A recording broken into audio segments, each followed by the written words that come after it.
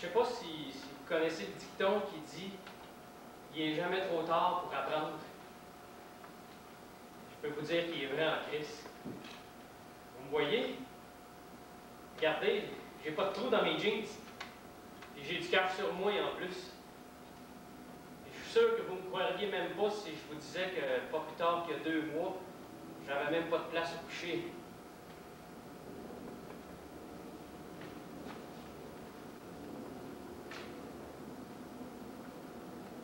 Ça a commencé un jeudi. On était tous les deux dans la rue à quêter des 30 sous. On quêtait tout le temps à la même place, lui et moi, en face d'un Dunkin'. Non, pas parce que c'était vraiment payant, parce que sinon, on serait allé du Sainte-Catherine. Mais lui, Fred, qui s'appelait, il tripait bien gros sur une fille qui restait en face, de l'autre bord de la rue. Alors, Fred me parlait souvent d'elle, de sa beauté qui n'est pas manquable, avec ses yeux bleus, puis ses cheveux blonds, de son intelligence, et de plein d'autres affaires. Elle était plus belle que toutes les filles qu'il avait jamais vues. Elle avait un condo, puis une boîte en carton brun pourri.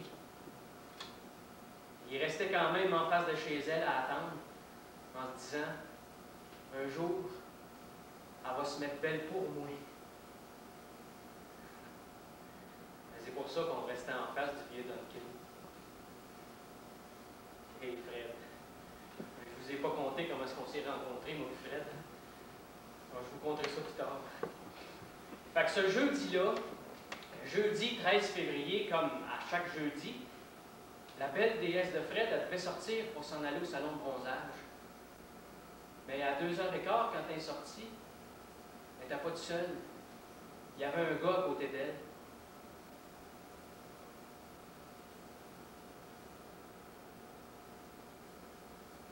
Fait que Fred est devenu bien down. Pour essayer d'oublier ce qu'il avait vu, on a acheté une caisse de 24 qu'on a bu tranquillement sur le bord d'une église du coin. On avait pris une scène après, c'est bien sûr, puis j'étais bien sous, mais moins que Fred, et lui, il tenait plus de bout. Je savais bien trop ce qui était pour se passer.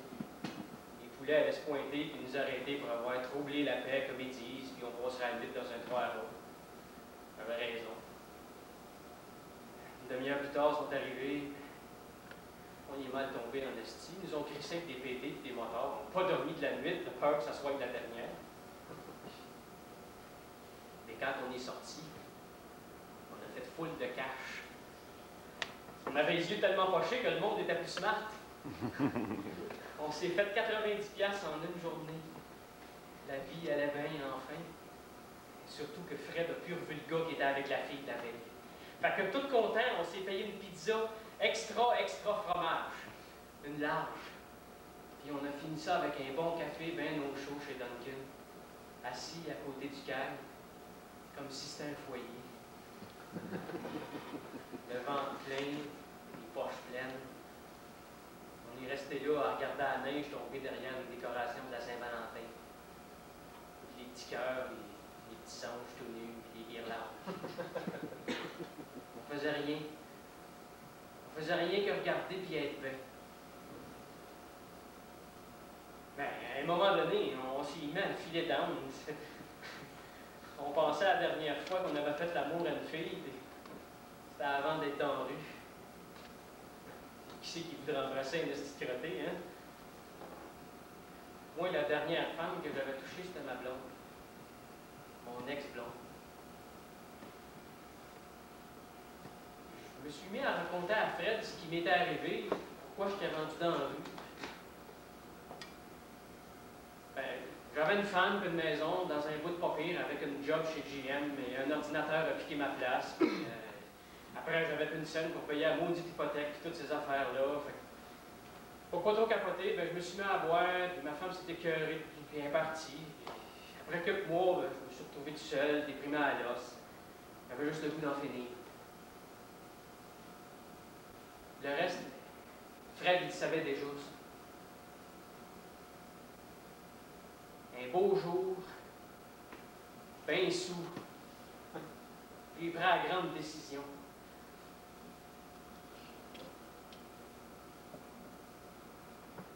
J'étais sur le pont,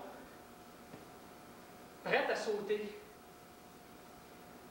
De l'autre bord de la barrière, entre ma vie et ma mort, les pieds dans le vide, les mains sur la barre qui me retenaient. Puis là, Fred est apparu. Il m'a attrapé les mains sans que je puisse l'empêcher, puis il m'a hissé comme s'il trouvait que ça valait la peine que je vive. Il m'a amené dans un coin de ruelle proche d'un Duncan, puis il m'a dit « Je vais te présenter une déesse. » Mais c'est depuis ce jour-là que j'étais avec lui. Et pendant que je racontais mon histoire à Fred, tout à coup, il a calé le reste de son café, puis il a dit « Il est temps que je fasse quelque chose. » Il s'est levé, il a pris son argent, puis il est parti en courant en disant qu'il dirait tout l'amour qu'il a pour elle depuis si longtemps, qu'il se trouverait un job, qu'il sortirait avec elle, etc. J'ai essayé de le suivre, mais après 2-3 coins de rue, je n'étais plus capable. Fait que je suis revenu au Duncan finir mon café frais. Quelque temps après, il a retondi. Je ne l'ai pas reconnu. Il s'est acheté un pantalon neuf et un chandail avec sa moitié du 90$. Il s'était peigné, rasé, puis il avait acheté 3 roses rouges. Il traverse la rue. Il sonne à la porte. Elle ouvre. C'est une déesse. Elle a une robe de chambre qui brille plus qu'un char qui vient de sortir de chez GM. Je suis de l'autre bord de la rue, mais ça sent son parfum, un parfum de fleurs, de marguerite. Elle regarde, elle sourit, il parle, elle écoute. Ça va marcher. Ça fait déjà 3, 4, 5 minutes, je sais pas ça fait combien de temps, mais ça fait longtemps qu'elle écoute. Ça marche, esti! Ses cheveux volent au vent comme les fleurs que Fred cale dans ses mains. Là, elle écoute, puis elle dit rien. Elle fait rien qu'écouter. Là, Fred donne les fleurs. Elle a un grand sourire. Elle est heureuse. Elle prend les fleurs. Elle les jette par terre comme une nouvelle mariée. Puis là, la porte se referme. Fred se retourne. C'est quoi ça? Une larme?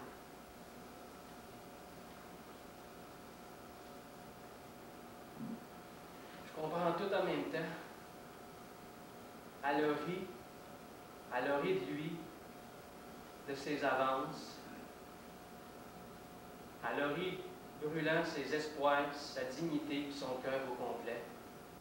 Puis elle a claqué à la porte. Puis après ça, Fred est reparti sans que je puisse y parler. Puis ça a été la dernière fois que je l'ai vu. Le lendemain, j'ai acheté le journal et j'ai lu ça. Un homme dans la trentaine meurt heurté par un camion-citerne. J'ai même pas eu besoin de checker la photo pour savoir qui était dessus. J'étais complètement sonné. Je me sentais tout croche de ne pas avoir pu l'aider comme il avait fait pour moi sur le pont. Je m'en voulais. Plus jamais je reverrai mon ami, mon meilleur ami. Mon seul ami. Fait que j'ai catché que c'était le temps que je sorte de la rue. J'ai ramassé le courage qui me restait, puis j'ai envoyé des CV à tous les dépanneurs du bout. Après 2 semaines, je me suis trouvé une job au provisoire. Salaire minimum, bien sûr, mais ça me permet de payer ma chambre qui est en haut du Duncan, en face de chez ATS. Fred n'est pas mort, hein? Il est resté là dans ma tête. Et après avoir lu le journal, j'ai fait ramasser les fleurs par terre et je les ai pris. Puis à la rue, il y a une femme qui passait. J'y ai donné. Elle m'a souri. Là, j'ai découvert quelque chose. Fred, il y en a d'autres déesses. Il y en a plein. Il y en a plein d'amour dans le monde. Puis pour toi, à chaque matin, je donne une fleur à une nouvelle déesse. C'est de la part de Fred.